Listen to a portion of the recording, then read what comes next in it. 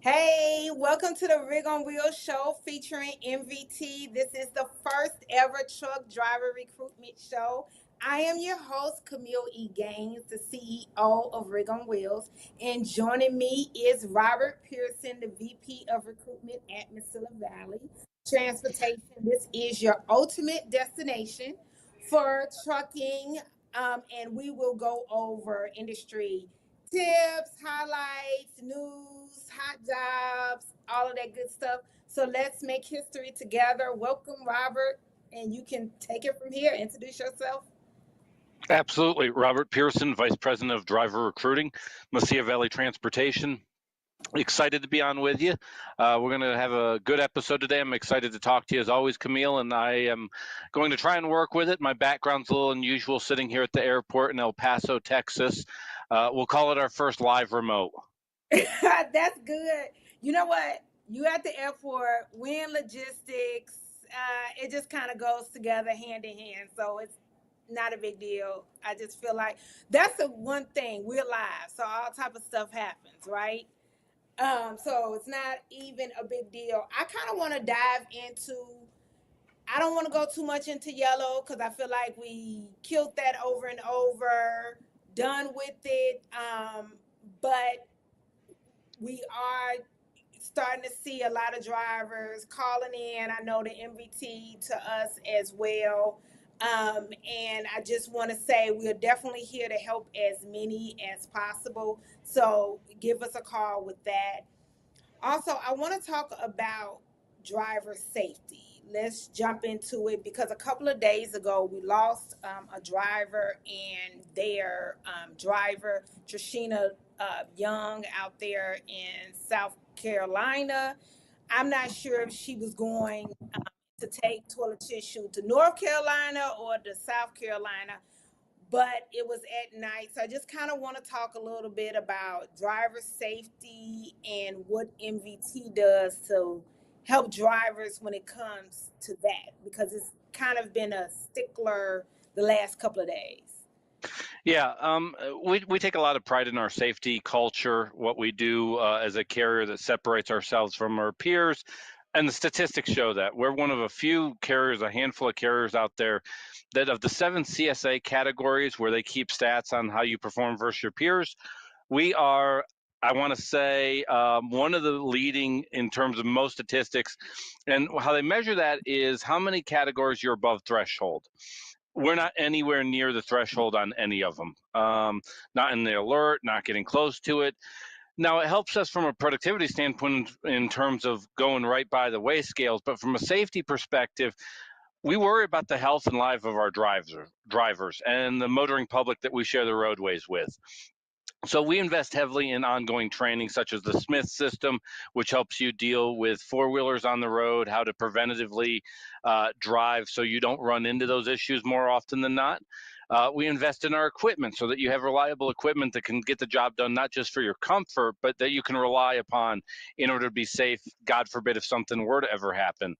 The outward facing cameras. A lot of drivers have concerns about cameras. Those cameras protect us.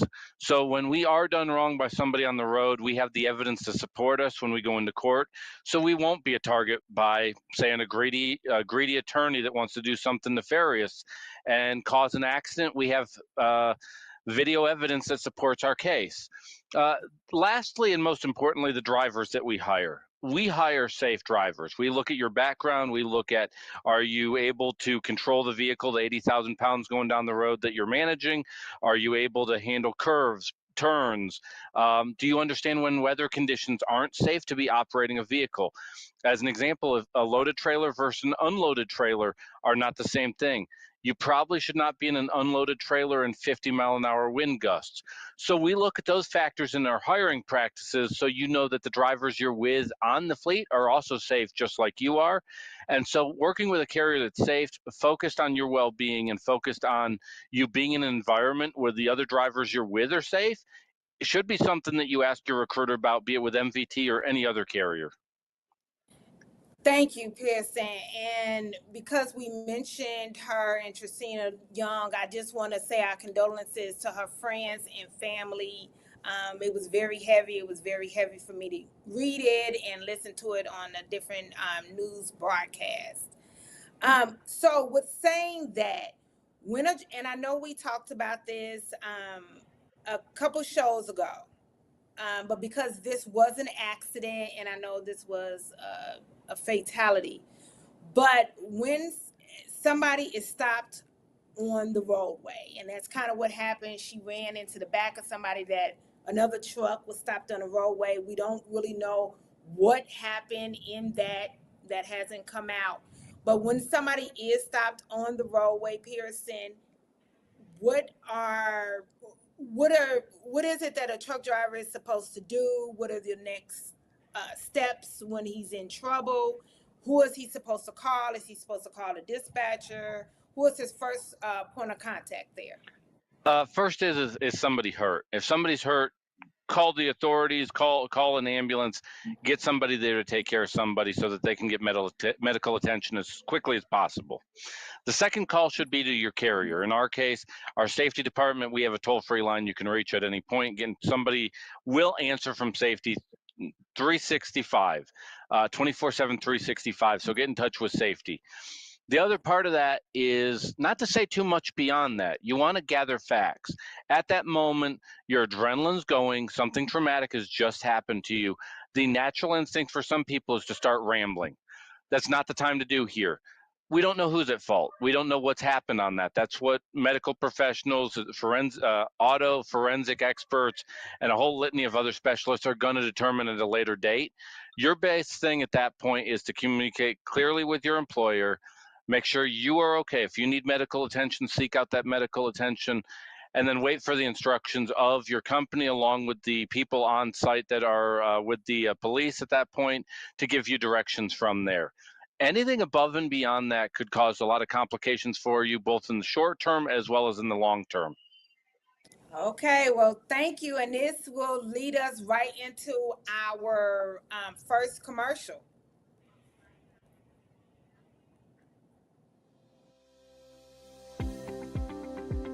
My name is Stacy Morton, and my position is OTR driver, and I've been with the company for 8 months. I enjoy being with part of the family because good miles, nice people, they listen to the drivers. The pay is excellent here at MVT. The home time is very good. You get to go home anytime you want. The dispatchers are really nice. They listen to the drivers, whatever you want. They will do their best to give you what you need. And the equipment is good, and safety is excellent. Yeah, they're fast, and the roadside is good. They listen to you, and they get the job fixed in a timely manner. Yeah, I would recommend other drivers to come to MVT because this is a good place to work, and you get excellent home time and everything that you need here.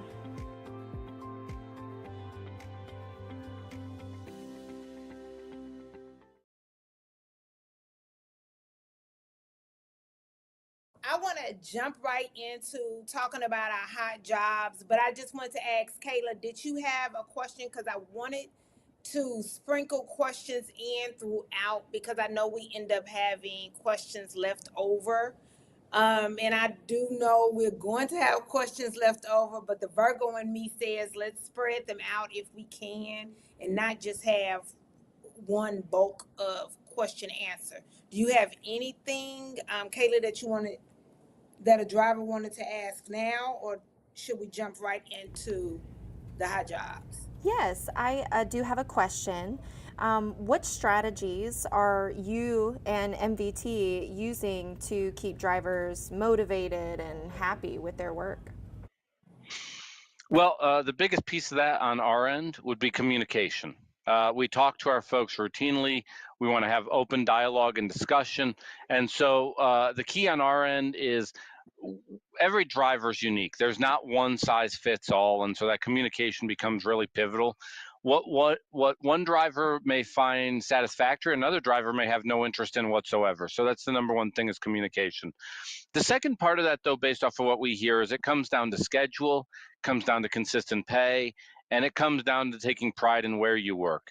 So just like we talked about on that third thing, like we talked about in the first segment here, you know that when you work with MVT, you're working with a carrier with a 41-year track record, a safe carrier, a productive carrier with direct customers that appreciate and award us for what we do. And then going backwards there, the schedule, we have a lot of regional routes that allow people that schedule to have a life outside the truck. Because as much as this is a unique job, and being a truck driver is a unique job, it's a lifestyle, you have to have a life outside that truck. We hear that from people, so we have customizable engineered lanes that ultimately give a driver those options of when and how they can stay home. The first part of what we said there at that personalization is we want to know you on a first name basis. And you hear that cliche in the world of trucking, we know you by name and not a number.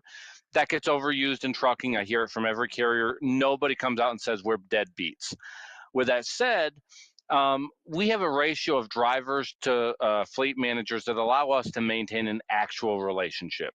If you want to talk in cab communications, if you want to talk on the phone, text message, email, smoke signal, we'll communicate with you any way that you want to so that we can understand what your priorities are in life.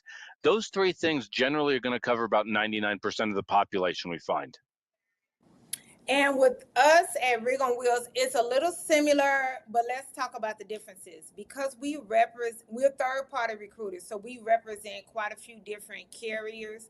So during the process of recruiting and then after they're placed with the carrier, we touch bases. We call, we text, we email, we have blogs, things like that. So we touch base with the driver to see what are they doing? How are they doing? Are they happy? Do they have anybody else that they would want to work with them? What are their concerns? Because it could be something very minor, not necessarily that they need to leave the job, but it literally could be something very minor that they're needing, especially if they're at MVT and they're home very regularly. But it could be something as simple as food, not knowing how to do something. So really checking in just for a temperature check is what we do to try to keep our drivers happy, because we don't want them to jump around. The more jumping, especially in this climate, the less we can help them with. And I know that sounds very strange coming from a third-party recruiter, but it's the honest to God truth. The more jumping, the less we can help you. So it's that's what we do to try to keep you happy. Anything else, Kayla, or can we jump right in? We can go ahead and jump right in. Okay, perfect. Okay, so did you want to talk about Nashville, or did you want to talk about one of the El Pasos? Let's talk 100. We haven't talked about 100 in a while here, and it's primarily out of El Paso is where we hire for Division 100. You're going to see about $1,500 to $1,700 a week. You're going to run primarily along the Colorado and New Mexico Front Range, going towards Dallas and the Midwest. It's extremely consistent. We have about a dozen customers on that account. It is about 4 to 6 days out. It's going to give you a lot of that weekly home time that everybody's looking for. You're going to see those save them 12 to 15 customers on a fairly routine basis. The vast majority of what we do on that account is going to be on those accounts that's drop and hook. And you'll know those folks just like we want to know you by first name. You're going to know those shippers by first name. You'll know the guard shack attendees. When they see MVT roll through the door there, they expect you and they know you're coming and they understand what you're about.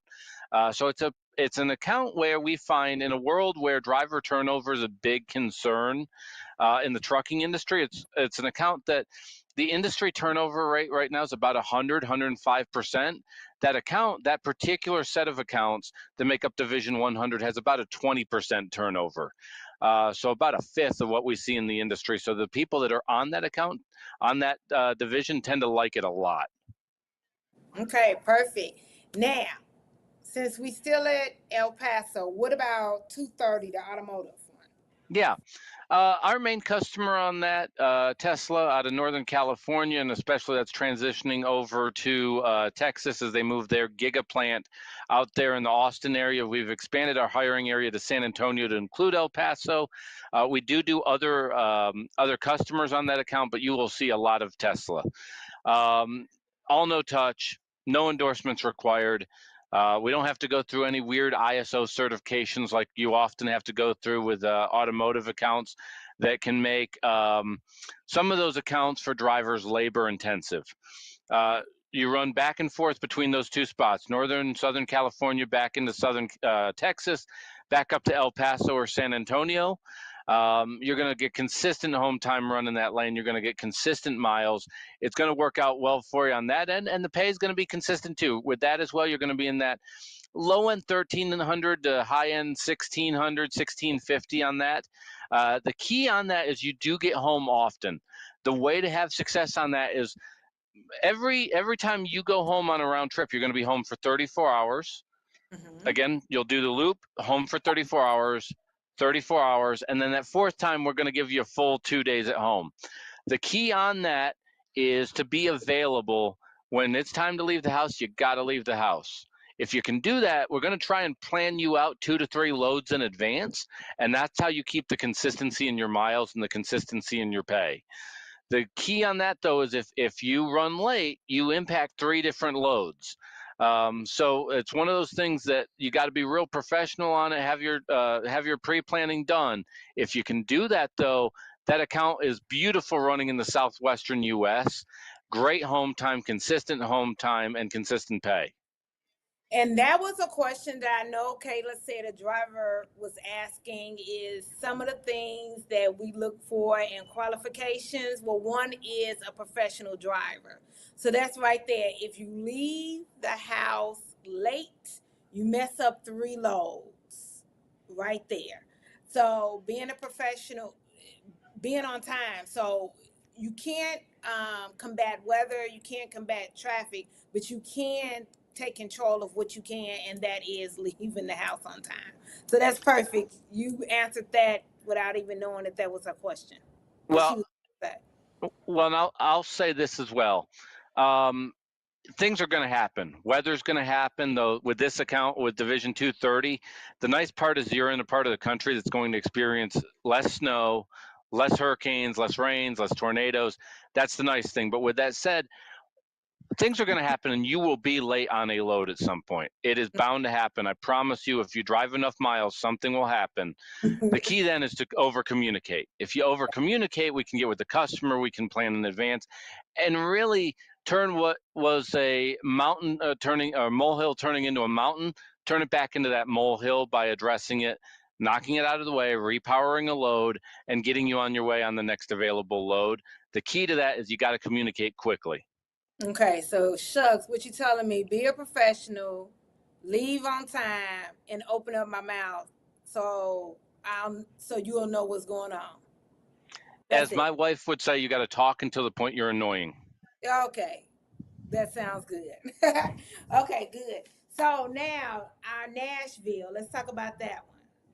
That is a good one, because I know we have plenty of trucks there available. That is a very good paying load or run, period.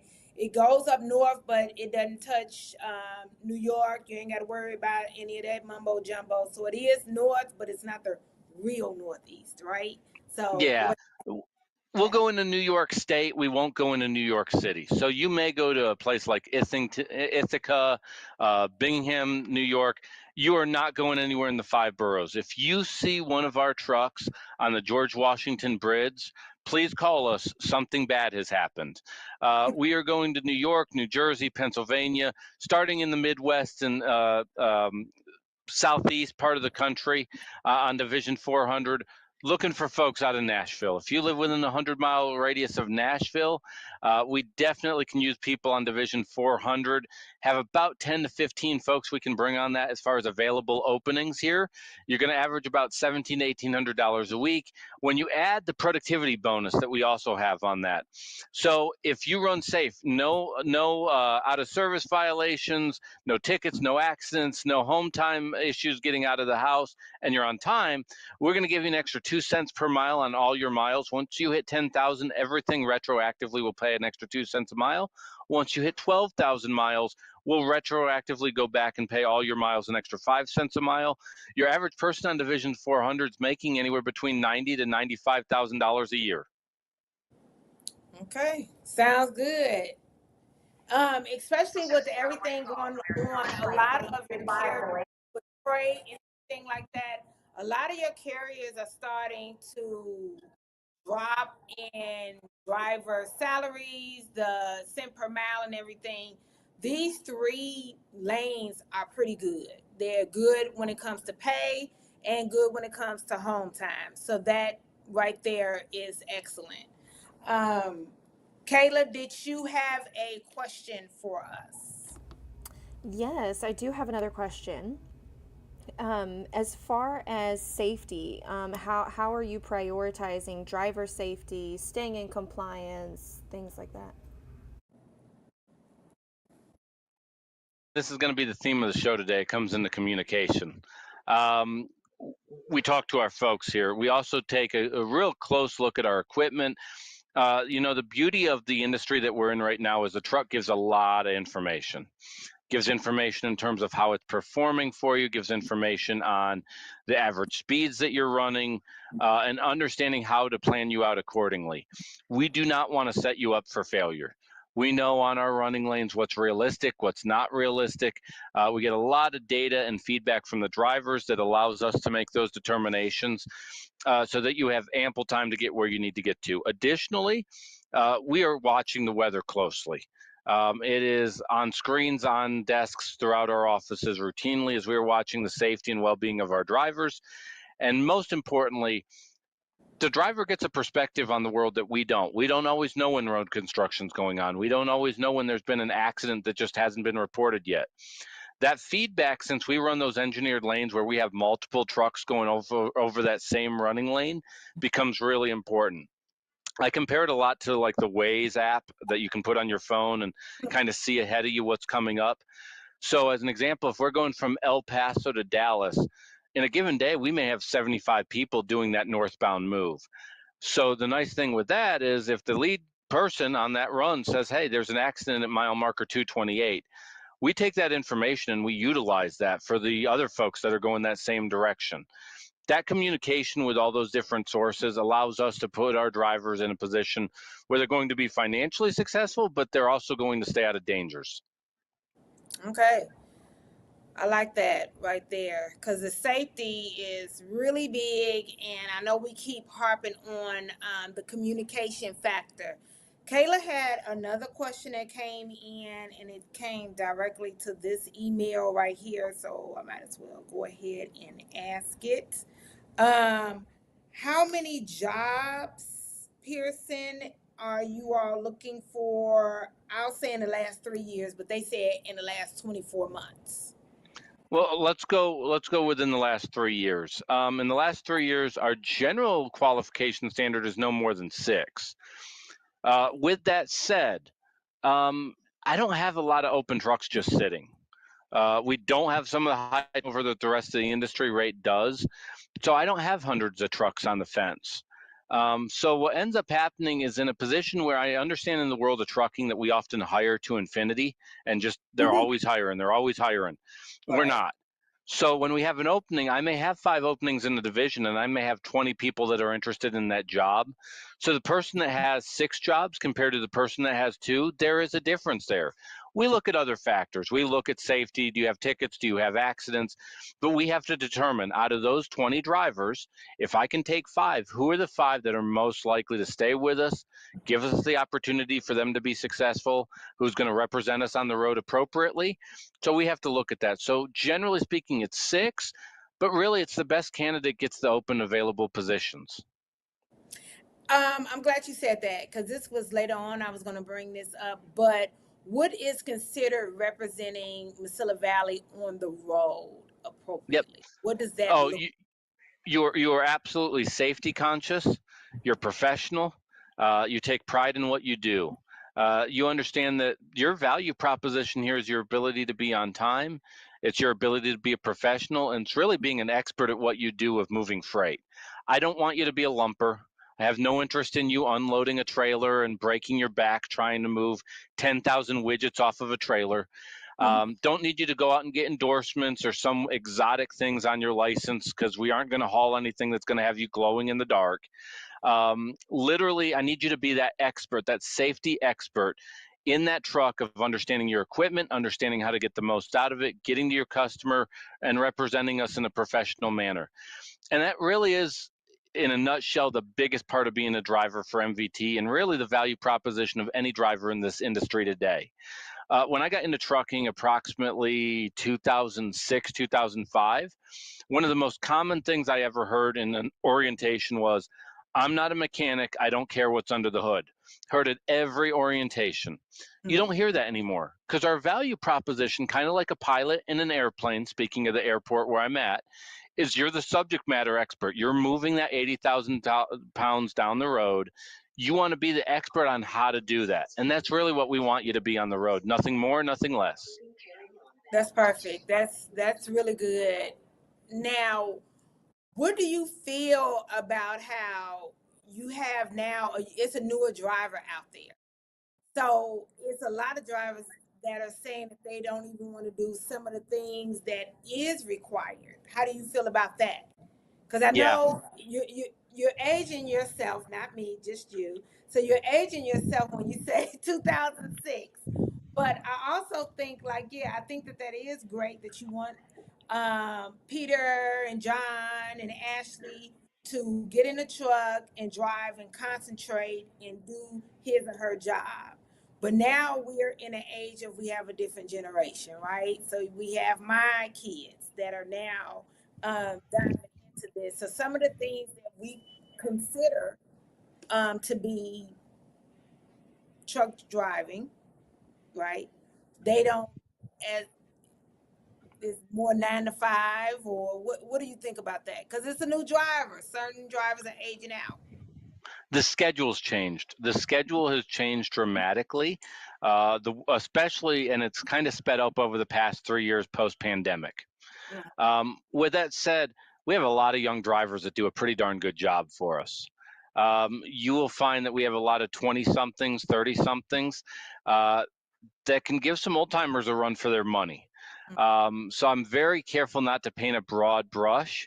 We have noticed a bit of a societal change, much larger than MVT, but as an industry, a societal change on how the truck driver is viewed, which is a shame because the truck driver is literally the backbone of the country in every way, shape, or form. With that said, the key for us is we have to focus on giving a driver a clear-cut value proposition. Most of the time that's going to be schedule. Most of the time that's going to be consistent pay. But I think you and I look for the same thing when we look at our next opportunity. And so the caveat to that is we have to be receptive to that. Literally, our driver base is all walks of life, race, religion, age, anything you can think of. There's not really a stereotypical truck driver, and especially with MVT, there's definitely not. So we welcome the challenge that might come from a younger generation. Ultimately, they're going to be the ones 20 years from now that are complaining about the new generation that follows them up. Love it, love it. Caitlin, did you want to do one more question before we go to commercial? Yes, this one's actually a tech question. Are you staying up to date with tech, the tech used in the trucks, how you're tracking trailers, etc.? Yeah, absolutely. Our IT department. I was about to say, have you seen MVT's trucks? But take it away, Pearson. Yeah, God bless our IT department. They have a tall order ahead of them, and they are challenged routinely. With that said, We know the locations of all of our trailers. We work closely with Penske on the trucks and the trailers to know the whereabouts of those constantly. We utilize local drivers in certain key markets, such as Houston, Denver, Dallas, Fort Worth, where we have a lot of cross lanes, so that we can keep our OTR folks moving and our local folks making those last mile deliveries. We have we can tell you down to the letter how our fuel economy works, which trucks are doing best, if it's a driver behavioral issue as far as their driving habits, if it's a mechanical issue. We understand essentially if there is any movement taking place, be it driver, truck, trailer, spare part, we have a pretty close understanding of where it is, what it's doing, and where it's going. And you kind of have to. This is very hard in today's world to be. You have to be very sophisticated in your movements because there's a domino effect if you're not. So if you don't take care of your trailers, if you don't take care of your trucks, if you don't take care of your maintenance facilities or your terminals, there's a domino effect that affects all those other things. So yeah, our IT department, our maintenance team, and all the way down to the folks managing with drivers the loads on a daily basis are monitored very closely so that we can be as efficient as humanly possible. It saves the company money, allows us to give the drivers better opportunities. But that is a really good question because you have to, in order to manage 1,600 trucks, you have to be pretty sophisticated about it because it'd be really easy to lose what you're doing real quick if you're not. Sounds good. Kayla, go ahead and take us to our next commercial, and then we're going to come back and talk about some retention and what we're trying to do to keep the drivers in the industry as well as keep them happy and content at MVT.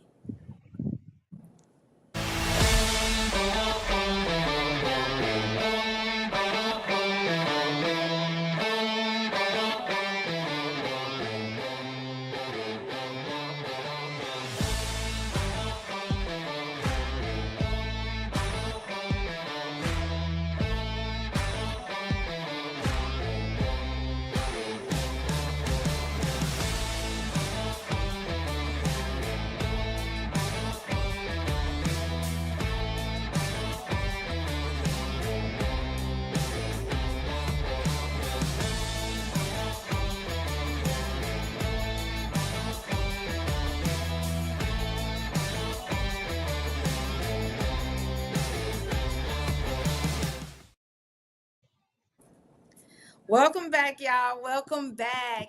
So I wanted to dive into this and talk about retention or helping you stay in the industry. And for Pearson, it would be staying at MVT. For me, representing Rig on Wheels is staying within the industry. So some of the biggest things that I hear being talked about, of course, we'll talk about pay, but when we actually talk about it, it's not pay. And it's not just trucking industry, right? It's something Pearson said too. It's across all industries. People are not staying in an industry nor a job because of pay. So a few of the things that we want to know at Rig on Wheels is why you want to leave your current job, why you left your last job, and what is it that you want going into your next job. What is your career plan? So let's say you do drive van now, but your career down the road, what you're looking for is flatbed. So being open with us, that's part of that communication, letting us know so we can help you design a career path.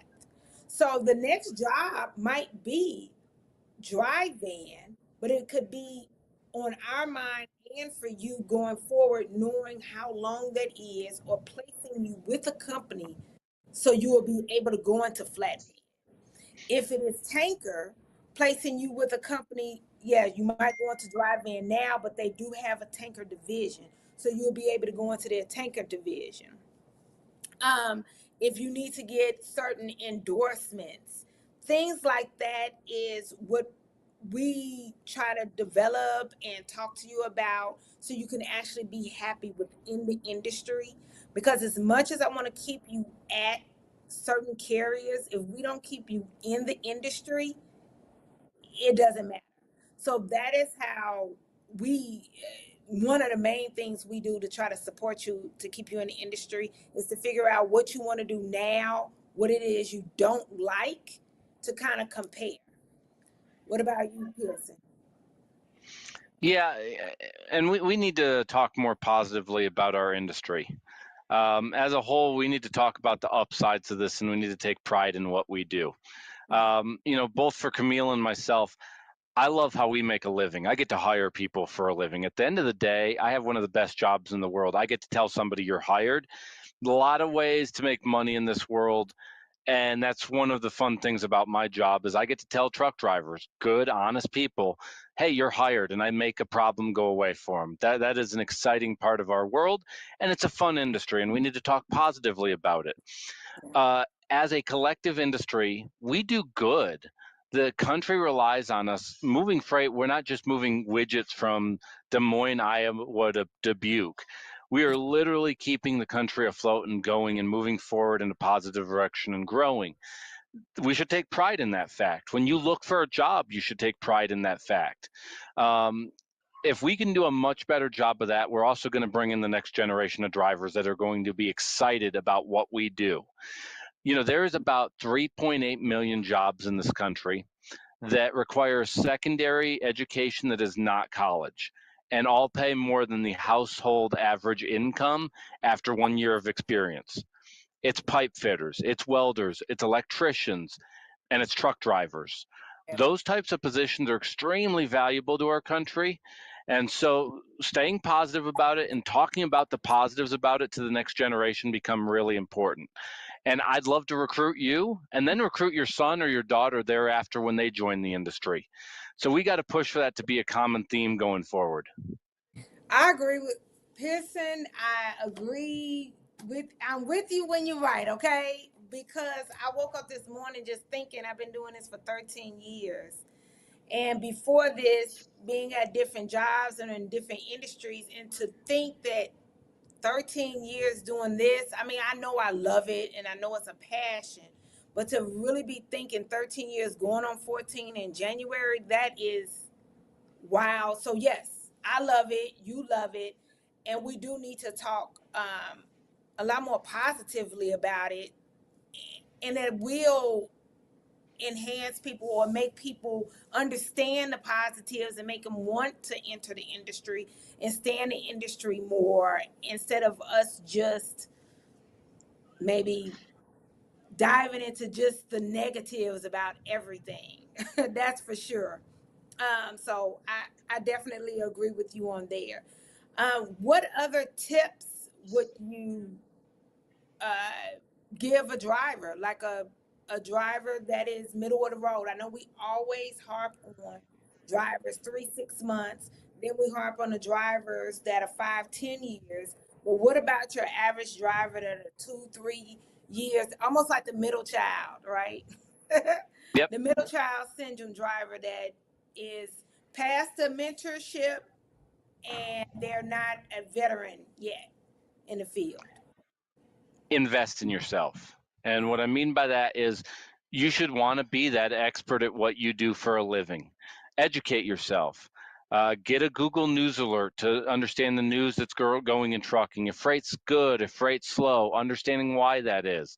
Talking to the company you're with and understanding, hey, what can I do to be better at this? If I want to earn an extra $100 a week, what is it that I actually need to do to make that happen? It's talking when you do change career paths and really looking at this as not being a short-term endeavor, but when they talk to your team over there at Rig on Wheels, having that discussion about, hey, this is what I'm looking for now, plus what I'm looking for about 3 years from now. They will find a lot of your recruiters in particular have a pretty extensive knowledge on the various carriers. I prefer you to send them over to Mesilla Valley Transportation, but let's say they go to XYZ Trucking. Understanding what is it that's going to make me happy today, what's going to make me happy 3 years from now. Don't just focus on the next 3 months. Really be focused on your next 5 to 10 years and that next jump. because you want to find that place that you can get settled into, feel comfortable, and ultimately grow with. Yeah, I definitely agree with that. And I was just thinking about that too, because it doesn't matter how long we've been in this, networking is so important in any industry, but I'm biased, so let's just say that. In trucking. So I talk to truck drivers, and I don't mean like just the drivers we're recruiting, but friends, family, to find out insight because they're actually on the road.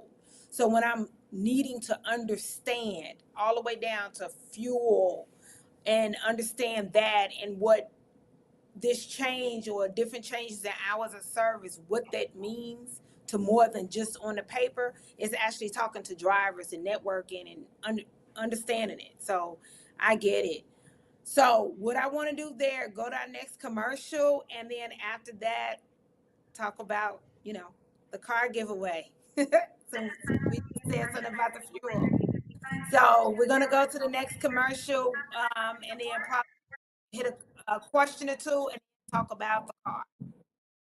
At Mesilla Valley Transportation, every driver is behind the wheel of a late model International LT, a truck that takes comfort, convenience, and safety to a whole new level. Join us as we explore the impressive features of this powerhouse on wheels. The open road is full of surprises, and sometimes that includes unexpected encounters with wildlife. But worry not, the International LT has you covered. The front end protection guard offers an extra layer of defense, protecting you from animal strikes. Drive with confidence, knowing that you're shielded from the unexpected. We all know how important it is to keep our batteries charged, and our International LTs have your back. The Cummins X15 is equipped with an auto start feature, ensuring that your batteries are automatically recharged when they run low on volts. It's a seamless process that keeps you powered up and ready to hit the road. Disc brakes and an engine brake provide reliable and safe stopping power when you need it most. You can have peace of mind knowing that you're in control. Safety is at the forefront of what we do. Our International LTs are equipped with top-of-the-line safety features to ensure your well-being while out on the road. These tractors are equipped with Bendix fusion protection, collision mitigation, and lane departure warning. Achieving good fuel efficiency deserves recognition. With the International LT, your efforts don't go unnoticed. When you consistently achieve impressive miles per gallon, the International LT rewards you with increased speed. It's a little extra motivation to keep you pushing for better fuel economy. After a long drive, you're ready for a well-deserved break. With the International LT, you can enjoy your rest period in absolute comfort. Thanks to its auxiliary power unit, you can keep the driver's cabin heated or cooled just the way you like it. No matter the weather outside, you'll always find your sweet spot within our International LTs. The International LT understands that comfort extends beyond driving. It's a space where you can truly feel at home. I'm a big guy, and I have room to move around in here. With plenty of room to spare, the International LT accommodates even the tallest drivers. And there's ample storage for all your clothes, cooking essentials, and tools, making life on the road even more convenient. Speaking of cooking, bring along your appliances and don't sacrifice any luxuries thanks to all of our International LTs being equipped with built-in inverters. Dry your hair, make a smoothie, or play a game, all from the comfort of your truck. We take pride in our well-maintained fleet. And if by chance you do come across something wrong on your truck, you're never far from help thanks to our valuable relationship with Penske. With more than 750 brick and mortar Penske shops nationwide, their expert team is always ready to assist you.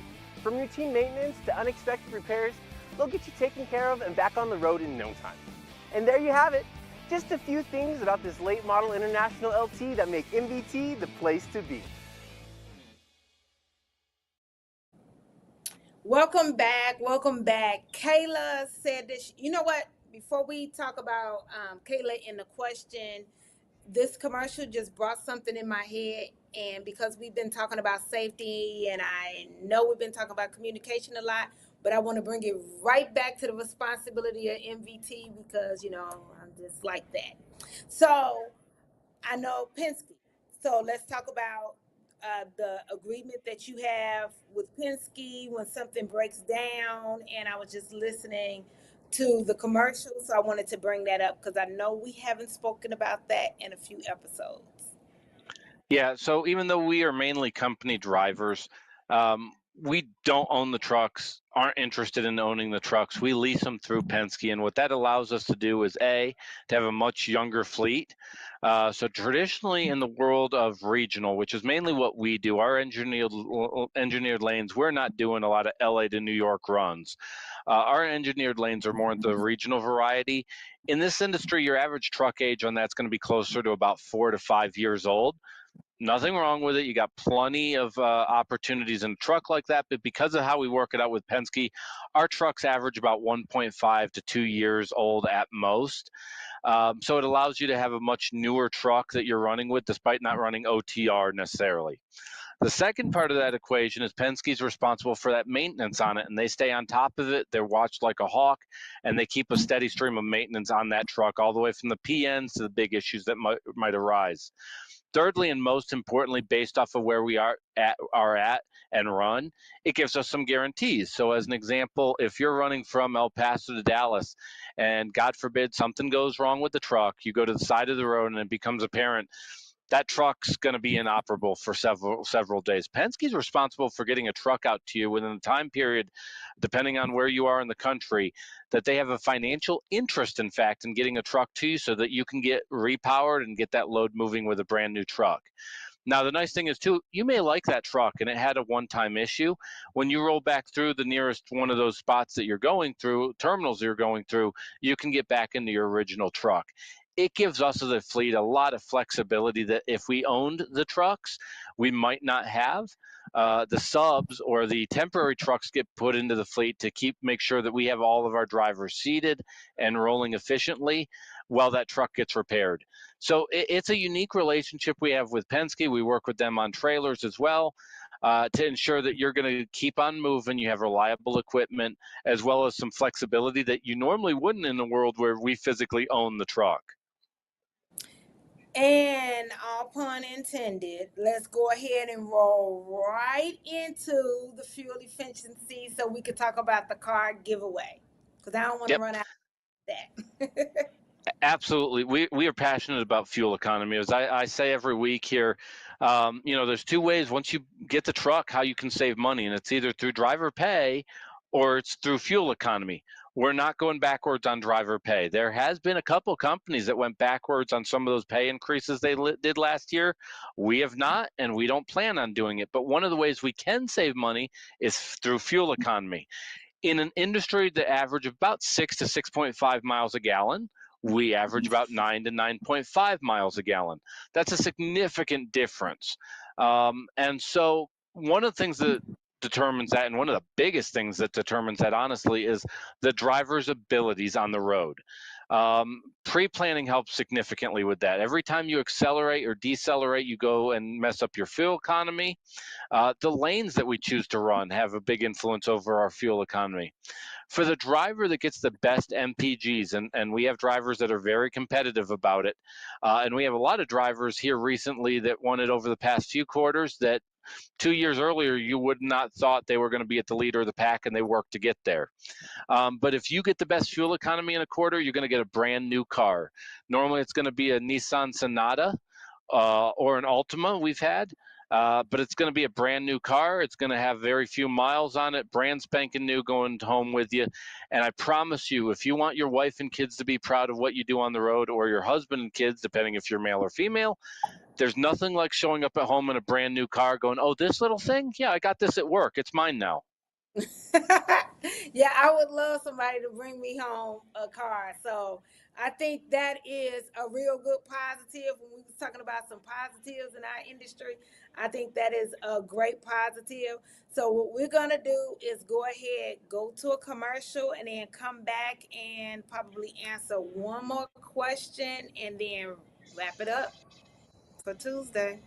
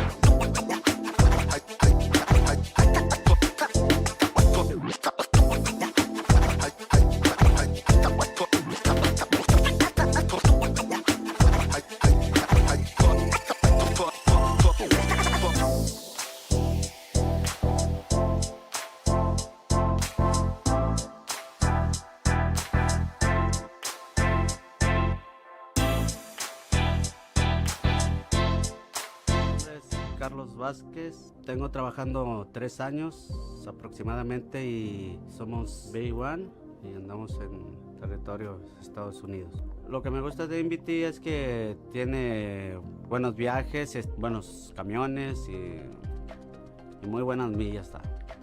Mi comunicación con el despacho es muy buena y todo eso, y siempre están a la orden del día. ¿Qué pienso del equipo de los camiones? Pues que están muy bien y les dan sus mantenimientos, sus PO y todo lo demás, alineación y balanceo, todo, cambio de llantas y excelente servicio. La compañía cada trimestre regala un auto para los operadores. Me motiva pues a crecer más como persona y pues, para dar el 100, como dicen, para la compañía. Welcome back. Thanks for coming back. So we're going to wrap everything up. But Kayla, did you have one more question before we give everybody the contact information? Yes, Camille, you read my mind.